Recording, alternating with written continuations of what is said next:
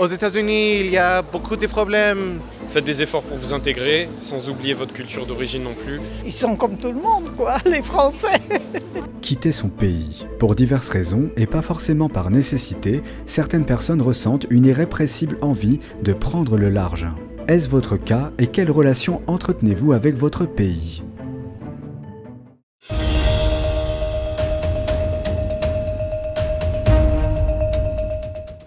Est-ce que vous, dans votre vie personnelle, ça vous est arrivé d'aspirer à changer de pays ? J'ai changé de pays plusieurs fois pour des voyages en long terme, 6 mois. Et c'est vrai que la France nous manque vite. Alors vous aimeriez bien quitter les États-Unis pour venir vivre en France ? Oui, exactement, ouais. Pour quelle raison ? Parce que j'aime la France, j'aime le genre de France, la culture, la langue. Je dois améliorer mon français. Merci. Et aux États-Unis, il y a beaucoup de problèmes. C'est intéressant parce que, au contraire, juste avant vous, j'ai interviewé des Français qui voulaient partir aux États-Unis. De base, je suis algérien.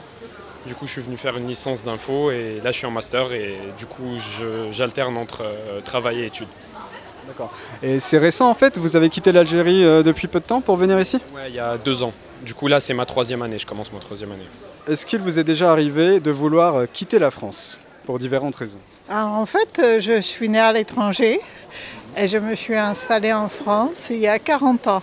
On s'est toujours dit que les Français devraient voyager plus. Déjà connaître la géographie, parce que je vous jure qu'il y a 40 ans, l'Europe, même les pays de l'Europe, ils ne connaissaient pas. Les personnes, quand rencontraient les Français à l'étranger, la blague, c'était quelqu'un qui voyageait avec sa moutarde, vous voyez. Alors, dans un premier temps, pour les études, parce qu'il faut savoir que sur l'île de Marie-Galante, il n'y a pas d'université. Donc, on a un seul lycée et 3 collèges. Bon, 3 collèges, à la limite encore, ça va. Un seul lycée et pas d'université du tout. Du coup, si on veut poursuivre les études dans le milieu universitaire, on est obligé de se rendre soit sur la Guadeloupe, soit sur la métropole. Moi, le choix s'est porté sur la Guadeloupe parce que, en tant que Marie-Galantais et Guadeloupéen, aussi parce que la Marie-Galante fait partie de la Guadeloupe, même si à Marie-Galante, on est un peu chauvin et qu'on aime se considérer comme Marie-Galantais avant de se considérer comme Guadeloupéen. Moi, j'estime qu'on a l'opportunité et la chance d'avoir en Guadeloupe une université avec des profs qui sont compétents, qui ont une vraie force intellectuelle guadeloupéenne, et c'est seulement en faisant nos études ici qu'on pourra vraiment redorer, entre guillemets, le blason de l'Université des Antilles et permettre le rayonnement de l'Université des Antilles sur la scène nationale et internationale. Est-ce que vous ressentez un lien profond avec les États-Unis, si vous avez grandi aux États-Unis? Non, parce que je suis né au Kenya. Oui, je suis allé aux États-Unis pour étudier. Donc, je sens pas un lien. Et avec le Kenya, est-ce que vous ressentez quelque chose? Oui, exactement. Ouais. Mais au Kenya, il y a des opportunités, comme en France, comme aux États-Unis. Vous étiez jeune quand vous êtes parti du Kenya? Oui. J'avais 6 ans. Ah, d'accord. Peut-être c'est plus facile quand vous êtes un enfant de quitter. D'accord. Je sais pas le mot. Assimilate aux vies. Ouais. Vous êtes assimilé à la vie américaine, c'est ça? Oui. D'accord, mais c'est très intéressant. Et c'est bien, vous considérez que vous avez eu une belle vie aux États-Unis avant de vouloir venir en France? Oui. Plus belle qu'au Kenya. Est-ce que vous considérez que vous avez une relation profonde avec votre pays de naissance? Oui, je suis fier d'être français, fier de porter les valeurs de la France. Et après, en ce moment, j'avoue que j'évite de regarder la télé ou d'écouter la radio parce que justement, il y a un peu une manière anxiogène d'alerter les Français. Donc j'évite, et ça va beaucoup mieux quand on évite d'ailleurs. Est-ce que vous ressentez un lien culturel profond avec l'Algérie? Et est-ce que c'est difficile pour vous de vous adapter à une société différente, à une culture différente? Et déjà, est-ce que vous avez senti la différence? Et est-ce que pour vous, ça vous a demandé un effort? Alors, un petit effort, un certain effort, oui, par moment. C'est vrai que par moment, notre culture peut nous manquer, on peut manquer certains aspects. Mais de manière générale, je trouve qu'on s'est bien adapté ici. En tout cas, moi, les gens que je connais qui sont venus aussi. Notre vie se passe bien en France. Je trouve qu'on s'est vraiment bien adapté à la culture, à ce que vous voulez, la nourriture, le rythme de vie, rien que de prendre un café en terrasse ou quoi. Ça fait partie de la culture ici et je trouve qu'on se débrouille bien, honnêtement. C'est intéressant. Est-ce que vous pourriez nous, par exemple, donner un aspect que vous adorez et un aspect que vous n'aimez pas du tout? De la culture française? Oui. Alors, un aspect que j'adore, c'est le savoir-vivre. Je trouve quand même que comparé à d'autres cultures, les gens ici ils savent vivre. Ils aiment bien voyager, ils aiment bien sortir, aller au cinéma, au théâtre, la culture.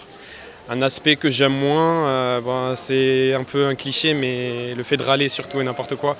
Surtout sur des fois tout ce qui est santé à raison, mais tout ce qui est transport, tout ce qui est truc, alors que les gens qui travaillent dans ces domaines travaillent aussi dans des conditions difficiles, il manque de budget, peut-être de management, je ne sais pas c'est quoi les problèmes exactement, mais en tout cas les gens râlent un peu trop à mon goût. Mais après c'est ce qui fait la France aussi. Oui, mon avis est peut-être un peu biaisé, mais en étant Marie-Galantais, c'est clair que oui. Je me sens lié à mon pays de par mon origine, de par ce que je suis, de par mon développement, de par peut-être aussi ma manière de réfléchir qui peut-être aurait été un peu plus souhaitable d'avoir un avis peut-être un peu plus objectif sur certaines questions, mais ne nous sommes pas le fruit de le produit en tout cas de notre culture et d'où nous avons grandi. Je suis convaincu que oui. Je suis réunionnais certes, mais on pourrait appeler, je suis un peu un yab comme on appelle, je ne parle pas le créole, moi, malheureusement. Mais oui, j'aime beaucoup mon île et ses origines, tout ce qui concerne la culture, tout ce qui englobe quand on pense à la Réunion, donc la nourriture, etc. Mais oui, je me sens vraiment profondément enraciné dans mon île, en tout cas. Je suis née en Pologne. Après, les cultures, elles sont un peu communes, quoi. Elles ne sont pas identiques, évidemment. Mais elles sont communes, je n'étais pas dépaysée. Je connaissais les Français déjà, vous voyez, je connaissais l'histoire, je connaissais la géographie, et puis ça m'a permis de visiter le pays, la France. L'Australie est devenue mon pays, mes racines restent à La Réunion. Tout pareil, moi c'était 2 ans, mais mon île me manquait. Et on est nulle part comme on est à La Réunion en fait, quand on est né ici. C'est vrai. En fait, vous venez d'Algérie, oui. Et vous êtes parfaitement bilingue. Oui, parce qu'on est francophone depuis tout petit. Donc depuis tout petit, je voyage en France depuis tout petit. Et en fait, je parlais beaucoup plus français qu'arabe. Est-ce que ça vous fait de la peine ou pas que les relations soient très tendues entre, par exemple, les politiciens de droite et la gauche et entre les Algériens qui sont en rivalité avec, par exemple, des nationalistes français? Est-ce que vous vous sentez concerné par ça déjà? Et est-ce que ça vous touche ça? Concerné, pas trop, parce que je m'intéresse un peu, mais pas trop. Alors moi, on en parle des fois. La même réponse. Moi, je me sens concerné. Et honnêtement, oui, ça fait de la peine, mais ça suit un agenda politique. C'est pas, souvent, c'est pas dans notre intérêt. Donc, c'est attiser la haine par moment pour gagner un électorat, ou pour gagner gagner des voix, quoi. Avoir plus d'audience, voilà. Ouais, voilà. Je ne sais pas si vous avez quelque chose à rajouter par rapport à tout ça. Est-ce que vous avez un message à adresser à ce sujet? Courage à tous les étudiants qui viennent ici, qui partent de là. Tous les petits problèmes du quotidien, ça passe. Notre situation s'améliore, on se débrouille au fur et à mesure. Et puis, il faut juste bosser. Tout le monde, hein. Ouais, tout le monde, en vrai, tout le monde. Moi, je dis étudiant parce qu'on est venu dans ce cas-là, mais tout le monde. Faites des efforts pour vous intégrer, sans oublier votre culture d'origine non plus. Il faut, comme il y a, je ne sais plus c'est quel écrivain qui disait en fait l'identité c'est pas un mélange entre, c'est pas 50% une culture par exemple algérienne ou 50% une culture française, c'est vraiment un mix en soi qu'on ne peut pas expliquer. C'était les identités meurtrières, je crois. Voilà. Est-ce que vous auriez un souvenir marquant de voyage que vous pourriez raconter rapidement à l'audience? Un souvenir marquant de voyage, oui. En Angleterre, j'étais agriculteur. Et donc un soir, j'avais oublié une ruche à quelques kilomètres de la ferme. Et mon patron m'a demandé d'y aller. Et puis à force, on met moins l'attirail de l'apiculteur pour se protéger. Donc j'y suis allé tard le soir, tout seul avec le pick-up. Et malencontreusement, j'ai fait tomber une ruche. Une ruche pleine, c'est à peu près 10 000 abeilles. Et donc heureusement, je savais comment me dépêtrer de ça. Mais donc j'ai bien eu peur. Et c'est une anecdote assez marquante. On est très heureux de vous voir vivant et du coup de vous interviewer aujourd'hui.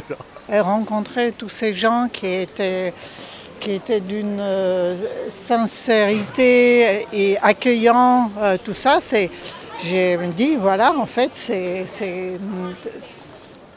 ils sont comme tout le monde, quoi, les Français. C'est-à-dire, il y a des personnes bienveillantes, et puis il y en a d'autres que j'ai décidé de ne pas fréquenter. Parce que c'est vrai qu'en Pologne, on disait toujours qu'un étranger, c'est sacré quand il vient chez vous. Un beau souvenir. Maintenant. Ça. Ah, maintenant. Maintenant. Ah, très honoré d'être votre... Bon souvenir. Oui, vous connaître. Oui. Nous sommes NTD France. NTD, aux États-Unis, c'est connu aussi. Oui. J'ai vu. Oui, et au lycée, j'ai appris le français au lycée et on voyait des interviews de NTD. Oui. Super. Je suis très honoré de faire partie de vos beaux souvenirs français.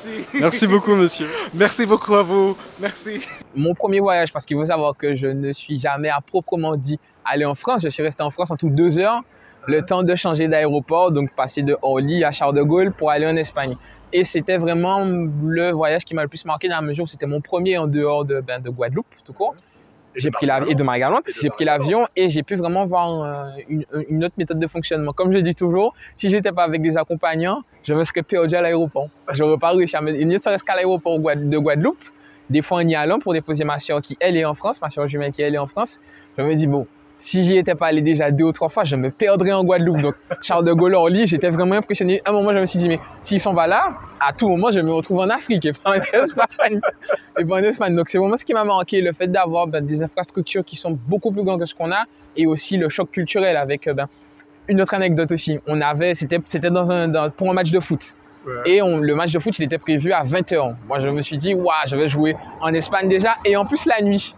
Mais non, à 20h en Espagne, il fait tant comme ici, à 16h. J'étais un peu déçu, je me suis dit, ouais, mais bon, 20h, 16h en Guadeloupe, quoi. Donc voilà, c'était vraiment un peu ça, météorologique et peut-être même la culture qui était différente. Un voyage qui m'a notamment marqué, c'était au Congo-Brazzaville, donc dans un cadre associatif avec mes parents, où justement on allait voir les enfants défavorisés, donc qui n'avaient pas de maison. Et justement, dans le cadre de l'association, c'était vraiment leur apporter de l'aide, des financements pour qu'ils puissent trouver un foyer. Et donc c'était un voyage d'à peu près 1 mois qui était très très enrichissant. Je pense qu'à l'heure actuelle, si je n'avais pas fait ce voyage, je ne serais pas la personne que je suis aujourd'hui. C'est quand je suis allée en Ouzbékistan et que j'ai rencontré les locaux. C'était en hiver. Ils ne connaissaient même pas l'existence de la Réunion et ils étaient assez réticents dans cette rencontre parce qu'ils se demandaient ce qu'on vient faire d'aussi loin pour visiter leur pays. Il y a encore... c'est encore empreint de l'URSS et tout. Mais c'est merveilleux en fait de rencontrer des gens, de leur parler de notre île et de leur donner envie de venir ici. Et voilà.